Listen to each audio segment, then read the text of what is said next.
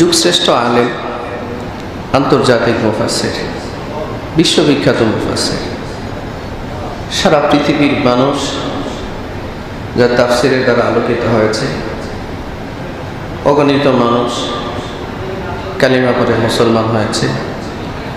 এমন ব্যক্তি কেউ ইহুদি বলতে দ্বিধাবোধ করছে না। তিনি নাকি বাংলার ইহুদি। বুঝতে পারছেন তো? আমরা তো এখন অনেকগুলো নামও নিতে পারি না, নাম নিলেও যেন আযাব গজব শুরু হয়ে যায়, ঠিক না? 1971 সনে আমরা দুনিয়াতে ছিলাম না, মুরব্বীরা ছিলেন। অপরাধ কি হয়েছে আমরা জানি না, আপনারা জানেন। অপরাধ অবশ্যই হয়েছে, আমাদের দেশের মানুষের উপরে জুলুম করেছে পাকিস্তানিরা, ঠিক না? অত্যাচার করেছে, বর্বর নির্যাতন করেছে। যে নির্যাতনের রেশ এখন পাকিস্তান টানতেছে। পাকিস্তান কিন্তু একটা অশান্ত রাষ্ট্র, এখানে শান্তি বলতে কিছু নাই। এদের মসজিদে বোমা ফুটে, এটা অভিশাপের কারণ। 71 সনে বাংলাদেশের মানুষের, মুসলমানদের এবং সাধারণ মানুষের অভিশাপের কারণ এটা লানতের কারণ। এদেশের কোনো রাষ্ট্রপতি, ওই দেশের কোনো প্রধানমন্ত্রী তার মেয়াদ শেষ করতে পারে না। দেখতেছেন তো পরিস্থিতি, অঘটন ঘটতেছে, কোনো শান্তি নেই, থাকবেও না শান্তি। কারণ আপনি জনসাধারণের উপরে জুলুম করে শান্তিতে থাকবেন, এটা হতে পারেই না, কখনোই হতে পারে না, ঠিক কিনা? কোনোদিনও হবে না।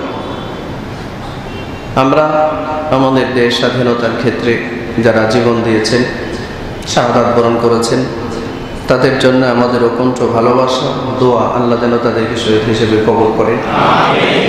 এবং যোদ্ধাহত মুক্তিযোদ্ধা যারা আছেন, আমাদের আত্মীয় স্বজনের মধ্যে যোদ্ধাহত মুক্তিযোদ্ধা আছেন। আমার শ্বশুর মুক্তিযোদ্ধা, তা আমরা তাদের প্রতি সর্বোচ্চ সম্মান, ভালোবাসা, শ্রদ্ধা প্রদর্শন করব। কেন করব? কারণ তাদের রক্তের বিনিময়ে, চেষ্টার বিনিময়ে আমরা একটা স্বাধীন পতাকা পেয়েছি, ঠিক কিনা? ওই সময় যারা দেশের স্বাধীনতার বিরোধিতা করেছে তাদের শাস্তি তো আমরা চাই, শাস্তি অলরেডি হয়েছে। তবে একজন মজলুম আলেম, উনি ওই সময় কী করেছে আমরা জানি না। যদি কোনো অপরাধ করে থাকে তাহলে অপরাধের শাস্তি কিন্তু তিনি মৃত্যু পর্যন্ত হয়ে গেছেন, ঠিক না? এবং তার শাস্তি সম্পর্কে প্রশ্ন আছে, তার বিচার প্রক্রিয়া সম্পর্কে আমাদের দেশ সহ আন্তর্জাতিক পর্যায়ে আপনার একটা প্রশ্ন রয়েছে। তার জানাজার মধ্যে যিনি সাক্ষী, যার সাক্ষীর ভিত্তিতে তাকে বিচার করা হয়েছে, ওই সাক্ষী উপস্থিত ছিলেন সুখরঞ্জন বালি। সে বলতেছে তিনি অপরাধী ছিলেন না, অথচ তাকে অপরাধী বানানো হয়েছে। সম্মানিত হাজিরিন, বিষয়টা হচ্ছে যেটাই হোক, তবে একজন আলেম তো মারা গেছে নাকি? বলে একজন আলেম মারা গেছে, তিনি দীর্ঘ 50টা বছর কোরআনের খেদমত করেছেন, তাফসীর করেছেন।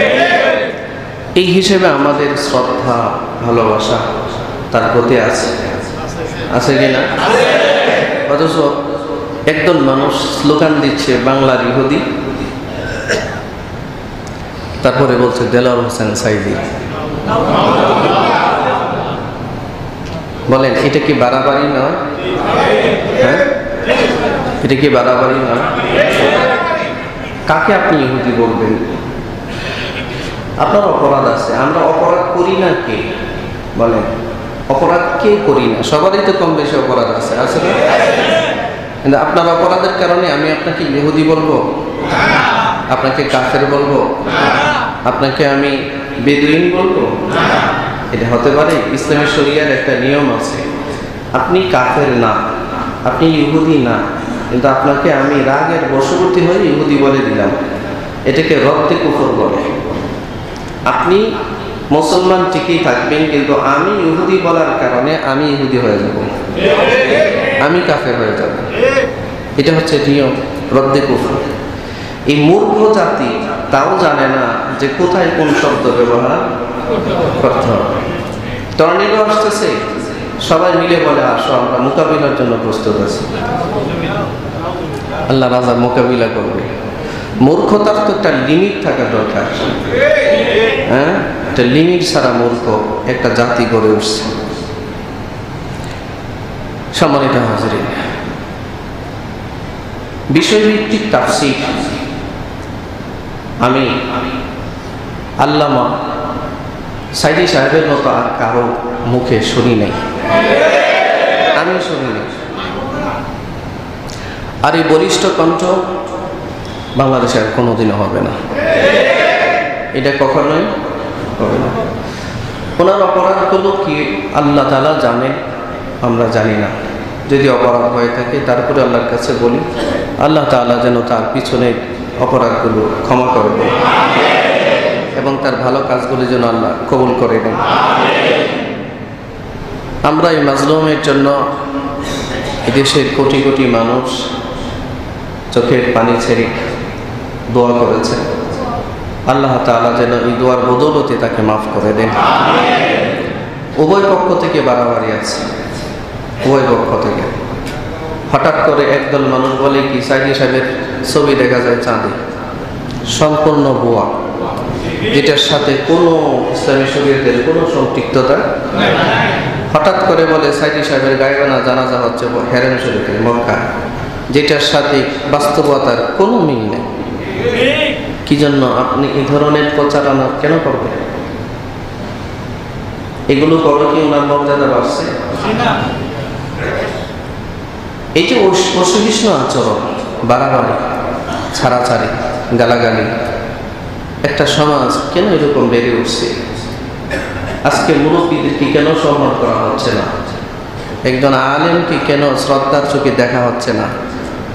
একজন সম্মানিত ব্যক্তিকে কেন সম্মান করা হয় না? আমার ভাই, একটা রাষ্ট্র ব্যবস্থা, একটা সমাজ ব্যবস্থা যখন এই তারতম্যটুকুন থাকে না, বড়কে শ্রদ্ধা করা হয় না, ছোটকে স্নেহ করা হয় না, যার যার পজিশন অনুযায়ী তাকে সম্মান প্রদর্শন করা হয় না, তখন রাষ্ট্রের ভারসাম্য, সমাজের ভারসাম্য ঠিক থাকে না। তখন এই সমাজ ধ্বংস হয়ে যায়, রাষ্ট্র ধ্বংস হয়ে যায়, মানুষের প্রতি ভালোবাসা থাকে না।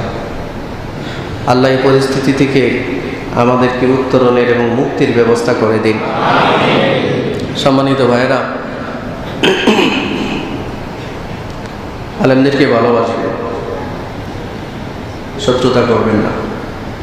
আলেমরা আপনার শত্রু নয়, আলেমরা আপনার শত্রু নয়। নবীরা কখনোই কোনো সাধারণ উম্মার শত্রু ছিলেন না। নবীদের উত্তরাধিকারী ও ওয়ারিস সূত্রে যারা নবুয়তি কাজ করছেন তারা হচ্ছে উম্মতের উলামায়ে কেরাম। তাদেরকে শত্রুর কাতারে যদি আপনি দাঁড় করান, আপনি হেদায়েত পাবেন কোত্থেকে বলেন? আপনি সঠিক ইনফরমেশন কোত্থেকে পাবেন? সূরা মুলকের সর্বশেষ আয়াতে আল্লাহ তাআলা বলেছেন, কুল আরাআইতুম ইন আসবাহা মাউকুম গাওরান ফামান ইয়াতিকুম বিমাইন মাইন। আল্লাহ বলেন, নবী আপনি এদেরকে বলে দিন। ভাই খুব খেয়াল করুন, খুব খেয়াল করুন। আল্লাহ তাআলা বলেন, আপনি মানুষগুলোকে বলে দিন, আমি যদি জমিনের নিচে পানির স্তর নিচে নামিয়ে দিই, জমিনের নিচে পানির স্তরটা যদি নিচে নামিয়ে দিন, কে এমন আছে যে নিচ থেকে পানি উপরে উঠাবে? আসতে বললেন আল্লাহু আকবার। বাংলাদেশের বিভিন্ন জায়গায় পানির স্তর নিচে নেমে গেছে না? হাই পাওয়ার সাবমার্সিবল গেলেও পানি উঠাতে পারতেছে না। আল্লাহ তাআলা বলেন, আমি জমিনের নিচের পানির স্তর যদি আরো নিচে নামিয়ে দেই, তাহলে কার এমন ক্ষমতা আছে পানিকে উপরে উঠাবে? এই আয়াতের তাফসীরে মুফাসসিরিন হযরতরা লিখেছেন, জমিনের নিচে পানির স্তর যেমন নিচে নেমে গেলে উপরে উঠানো যায় না, ঠিক তদ্রুপ এই উম্মতের উলামায়ে কেরাম যদি না থাকে, তোমাদেরকে হেদায়েতের কথা কে শোনাবে বলো দিন? তোমাদেরকে তোমাদের রবের আলোচনা কে শোনাবে? সৃষ্টিকর্তার আলোচনা কে শোনাবে? সম্মানিত হাজিরিন, এজন্য বলি, উম্মতের উলামায়ে কেরামদের বিরুদ্ধাচরণ করবেন না, তাদেরকে গালাগালি করবেন না। রাজনৈতিক উদ্দেশ্য হাসিলের জন্যে আপনার পরকাল বরবাদ করবেন না। এটা অনুরোধ আপনাদের প্রতি। রাজনীতি দুনিয়াতে থেকে যাবে, আমার পরকালে আমার একাই রওনা দিতে হবে, ঠিক না ভাই? আমার কবরে আমার একা যেতে হবে, আমার হাসরে আমার একা দাঁড়াতে হবে, সেখানে আমাকে সাহায্য করার মতো কেউ নাই। এই কাজগুলো কারা করে? নবী রাসূলদের কিভাবে গালাগালি কারা করে? আল্লাহ সুবহানাহু ওয়া তাআলা সূরা কালামে বলেছেন, নুন ওয়াল কালামি ওয়া মা ইয়াসতুরুন মা আনতা বিনি'মাতি রাব্বিকা বিমাজনুন। আল্লাহ কসম করে বলেছে, নুন, নুনের কসম, ওয়াল কালাম, কলমের কসম, ওয়া মা ইয়াসতুরুন, কলম যা লিখে তারও কসম। এই কসমগুলো খাওয়ার পর আল্লাহ বললেন, মা আনতা বিনি'মাতি রাব্বিকা বিমাজনুন। হে নবী, আমি আপনাকে সান্ত্বনা দিচ্ছি, আপনি আপনার রবের দয়ায় আপনি কোনো মাজনুন নয়, আপনি পাগল নয়। যারা আপনাকে পাগল বলে মূলত তারাই পাগল, আপনি পাগল না। নবীকে পাগল বলে গালি দেওয়া, এই কোয়ালিটিটা কার? নবীর ওয়ারিস উম্মতের উলামায়ে কেরামদেরকে গালি দেওয়া, এই কোয়ালিটিটা কার? আল্লাহ তাআলা বলেন, এদের কোয়ালিটি হচ্ছে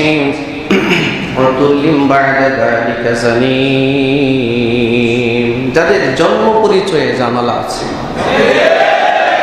যাদের জন্ম পরিচয়ে ঝামেলা আছে, এরাই উম্মতে নবীদেরকে গালি দেয়, উম্মতের উলামায়ে কেরামদেরকে গালি দেয়।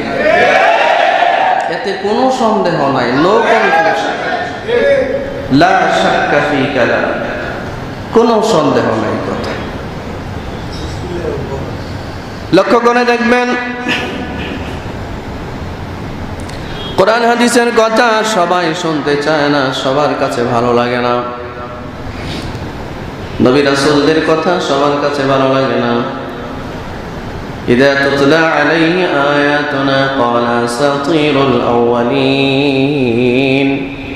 এমন কিছু জানোয়ার প্রকৃতির প্রাণী আমাদের সমাজে বাস করে, যারা কোরআন হাদিস এবং পরকালের আলোচনা আসলে তারা বলে, দাও এটি বাদ দাও, কিন্তু পরকালে এটা পূর্বেকার কিছু কিচ্ছা কাহিনী নিয়ে 2023 সালে চলা যায় নাকি? এটা ডিজিটাল যুগ, ডিজিটাল চিন্তা করো। আল্লাহ বলেন, এদের পরিচয় হচ্ছে উতুল্লিম বা'দা যালিকা জানিম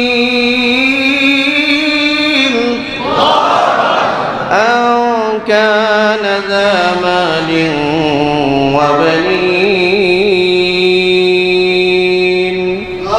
ইযা তুতলা আলাইহি আয়াতুনা ক্বালা আসাতিরুল আউয়ালিন।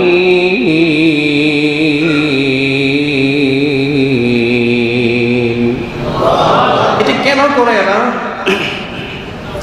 এরা মনে করেন কানা যা মালিন ওয়া বানিন, এদের মাল বেশি, জনগণ বেশি, সন্তানাদি বেশি, মালের আধিক্য, সন্তানাদের আধিক্য বেশি। এই জন্য তারা নিজেদেরকে মনে করে একমাত্র আমরাই এই দেশে আছি, আর কেউ নাই, ঠিক না? ওয়ালিদ ইবনে মুগীরা যে রাসূলকে গিয়া পাগল বলেছিল, পাগল গিয়া বলেছিল তুমি পাগল, বাড়াবাড়ির কারণ হলো তার কাছে সম্পদ ছিল বেশি, তার কাছে সন্তান ছিল বেশি, অনেকগুলো সন্তান ছিল তার। এই জন্য দেখবেন যার সন্তান বেশি, সম্পদ বেশি, তার দাম্ভিকতাও বেশি, অহংকারও বেশি। ঠিক আসতে বললেন না, জুড়ে বলেন, ঠিক না? সম্মানিত হাজিরিন, আল্লাহ বলেন, ইযা তুতলা আলাইহি আয়াতুনা ক্বালা আসাতিরুল আউয়ালিন।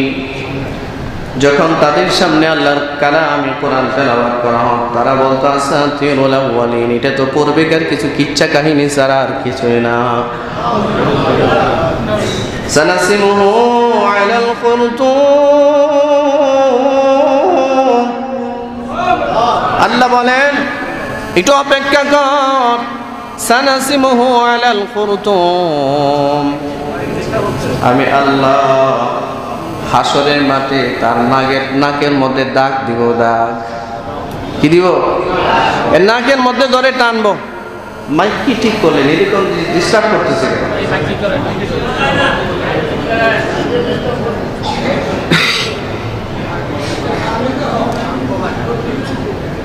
সম্মানিত হাজিরিন, আল্লাহ তাআলা বলেন হাসরের মাঠে আল্লাহ তার নাকের মধ্যে দাগ দিবে। দাগ সানাসিমুহু আলাল খুরতুম, এর নাকের মধ্যে দাগ দিবে। তাফসীরের মধ্যে আসছে জাহান্নাম থেকে অত্যন্ত গরম লোহা নিয়ে আসা হবে। গরম লোহা এখানে কপাল থেকে নিয়ে তার নাকটা পুরাটা একটা দাগ দিবে। দাগ টান দিবে। টান দিয়ে হাসরের মাঠে ছেড়ে দিবে। সারা হাসরের মাঠে মানুষ এর চেহারার দিকে তাকালেই বুঝবে এটা নবী বিদ্বেষী। এর চেহারার দিকে তাকালেই বুঝবে নবীর উত্তরাধিকারী উম্মতের উলামায়ে কেরামদের বিদ্বেষী। তাকাইলেই বুঝবে কাফের, নবীদেরকে গালাগালি করেছে, নবীর উত্তরাধিকারী উম্মতের উলামায়ে কেরামদেরকে গালাগালি করেছে। আল্লাহ এর নাকের মধ্যে এই জন্য দাগ দিয়ে দিছে। দাগ দিয়ে তারপরে টানতে টানতে আল্লাহ এর সামনে চুল ধরে ফেরেশতা দিয়া টানতে টানতে জাহান্নামের মধ্যে নিক্ষেপ করবেন। এটা আল্লাহর ফয়সালা। সম্মানিত ভাইরা, এই যে অবস্থা, এই যে এখানে যে কথাটা গুরুত্বপূর্ণ যেটা বললেন, উতুল্লিম বা'দা যালিকা জানিম, যে জন্ম পরিচয়ে ঝামেলা আছে, এটা কিন্তু খুব সাংঘাতিক কথা। কি বলেন আপনারা? এটা খুব ইম্পর্টেন্ট, একদম ভয়ানক এক কথা। নবীদের বিরুদ্ধাচরণ যারা করে, উম্মতের উলামায়ে কেরামদের বিরুদ্ধাচরণ যারা করে, এদের জন্ম পরিচয়ে ঝামেলা আছে। এটা কি আপনাদের বুঝতে অসুবিধা হয়? দেখবেন আলেম ওলামাদের কথা শুনলে যদি আপনার গার মধ্যে একটু ঝামেলা হয়, একটু জ্বলনি ধরে, তাহলে নিজের মাকে একটু জিজ্ঞাসা করেন যে মা আমার জন্মে ঠিকঠাক আছে কিনা। এই আয়াত যখন আল্লাহ নাজিল করছে যে ওলীদ ইবনে মুগিরা তার মারে গিয়া বলতেছে যে মুহাম্মদ তো বললো আমার জন্ম পরিচয়ে ঝামেলা, মা তুমি কি বলো? মা বলে আসলেই ঠিক, মূলত যে তুই কার এটা আমি জানি না। বেশ কয়েকজন পুরুষের সাথে আমার যৌন মিলন হয়েছিল, তুই মূলত কার আমি জানি না। এই ক্যারেক্টার যার, নবীদের কথা শুনলে, কোরআন সুন্নাহর কথা শুনলে, উম্মতের আলেমদের কথা শুনলে বিরুদ্ধবাদী হয়, মানতে চায় না, তার একটু পিছনের নসবনামা টান দেওয়া উচিত, জিজ্ঞাসা করা উচিত জন্মের মধ্যে কোনো প্রবলেম আছে কিনা। জন্মসূত্রে যাদের এই প্রবলেমটা দেখা যায় এরা এই কাজগুলো করেছে। আমাকে ক্ষমা করবেন এই কঠিন কথাটা বলার জন্য, আমি বলি না, এটা আল্লাহ বলে দিয়েছেন। উতুল্লিম বা'দা যালিকা জানিম। আপনারা বলবেন হুজুর বলেন কি, কাজী দিয়া বিয়ে করাইলাম, হ্যাঁ মৌলবি এনে কবুল পড়াইলাম। আমাদের দেশে একটা মুসলিম রাষ্ট্রে কি পরিমাণ যে বেদাত আর কি পরিমাণ অশালীন কাজকর্ম চলে ধর্মের নামে, তারপরে বললেন যে জন্মে সমস্যা। হ্যাঁ আসলে সমস্যা। কাজী দিয়া বিয়া পড়াইলি আর মৌলবি দিয়া কবুল করাইলি বিয়ে হয়ে যায় না ভাই। সব সময় বিয়া হইলে ওই বিয়া টিকে রাখার জন্য, ওই বিবাহ টিকিয়ে রাখার জন্য অনেকগুলো শর্ত আছে। আমাদের দেশের সার্বিক ব্যবস্থাপনায় গিয়ে তাকিয়ে দেখেন, আমি শহরের অবস্থা জানি না, আপনারা হয়তো শিক্ষিত এলাকায় থাকেন, আপনাদের হালত আমার জানা নাই, আপনারা ভালো জানেন। কিন্তু গ্রাম্য পরিবেশে গিয়ে দেখেন শতকরা 80 থেকে 85% পরিবার তালাকপ্রাপ্ত হয়ে গেছে, তারপরেও জীবন চালাইতেছে। ঠিকের আওয়াজে আসতে বললেন, এর তালাক যা, এরপরেও সে তার স্বাভাবিক। ভাই হাসার ব্যাপার নয়, এটা হাসার ব্যাপার নয়। একটা রাষ্ট্রের, একটা সমাজের 85% জনগণ যখন এভাবে তার বিবাহ বিশুদ্ধ রাখতে পারে না, এরপরেও সংসার চালায়, সেখান থেকে বাচ্চা জন্ম হয়, এটার নাম হচ্ছে উতুল্লিম বা'দা যালিকা জানিম। এটাই হচ্ছে অবৈধ জাত সন্তান। এটা অবৈধজাত সন্তান। এইটা বিবাহের কবুল পড়ানোর পরেও অবৈধ সন্তান। এইটা মৌলবি দিয়া কবুল করানোর পরেও অবৈধ সন্তান, কাজী দিয়া লিখানোর পরেও অবৈধ সন্তান। আর এই প্রজন্মটা খুব বেশি বেড়ে গেছে, যার জন্য আলেমদেরকে ইহুদি বলতে এদের একটু বুক কাঁপে না, একটু বুক কাঁপে না। শিক্ষিত এরিয়ায় তালাক দেওয়ার সিস্টেম আমার জানা নাই, তবে এতটুকু জানা আছে তালাক তোলাক দেওয়ার পরেও এরা কখন তালাক দেয় আর কখন বউ কাছে আনে আমরা বলতে পারি না। এরা তো তালাকরে তালাক মনেই করে না, মনে করে এটা মৌলবীদের বানানো একটা নিয়ম। অথচ তালাক সংক্রান্ত বিষয়ে সূরা তালাক একটা সূরাই নাজিল করেছেন, একটা ইসলামের গুরুত্বপূর্ণ বিধান। তালাক বিয়ে করা যতটুকু সহজ, বিবাহ বন্ধন টিকিয়ে রাখা অনেকগুলো শর্তের ভিত্তিতে অনেক কঠিন ব্যাপার। এজন্য বিবাহের ক্ষেত্রে, বউ তালাকের ক্ষেত্রে ইসলামী শরিয়া বিধান দিয়েছেন। এই বিধানের প্রতি নলেজ না রেখে বিয়ে করাটা ঠিক না, বিয়ে করা ঠিক না। এগুলো আগে জানতে হয়। আপনি কোনো ব্যবসায় হাত দিতে গেছেন, ব্যবসার নিয়ম নীতি জেনে না জেনে আপনি ব্যবসা করতে গেলে খুব সফল হবেন, হ্যাঁ না কি হবেন? লস করবেন। বিখ্যাত থলি হাতি নিয়ে রাস্তায় নামতে হবে। সব কিছুই ভালো মন্দ বুঝেন, আগে আপনি অভিজ্ঞ হয়ে যান। তো বিয়ে করার ক্ষেত্রে যে বিয়ের কিছু নিয়ম নীতি আছে, এটা জানার দরকার নাই? এটা জানার দরকার নাই? এই পিছনে ফ্যানটা একটু দেন। সম্মানিত হাজিরিন, এই জন্য আপনাদেরকে বলতেছি এই বিষয়টা একটু খেয়াল করার দরকার আছে। আপনার একটা সমাজের 70-80-85% মানুষ যদি তার বউকে তালাক দেয়, কেমনে তালাক দিল জানে না, কখন তালাক দিল, কি পরিমাণ তালাক দিল জানে না। এটা আমরা যারা গ্রামের মানুষ, আপনারাও যারা গ্রামের মানুষ এখানে আছেন, মাঝে মধ্যে গ্রামে গঞ্জে গেলে দেখবেন মানুষের স্বামী স্ত্রী ঝগড়া ঝাঁটির বিচারাদি যখন আসে, আপনি শুধু তাকায় থাকবেন আর দেখবেন আহারে এটা কি পরিমাণ তালাক হয়েছে, এরপরে 4-5টা বাচ্চা জন্ম হয়েছে। এরা সঠিক দিন কেমনে মানবে? এরা সত্য কথা হজম করবে কিভাবে? ব্লাড নষ্ট, স্বামী স্ত্রী হিসাবে আছে, অথচ এটা হারাম হয়ে গেছে সম্পর্ক।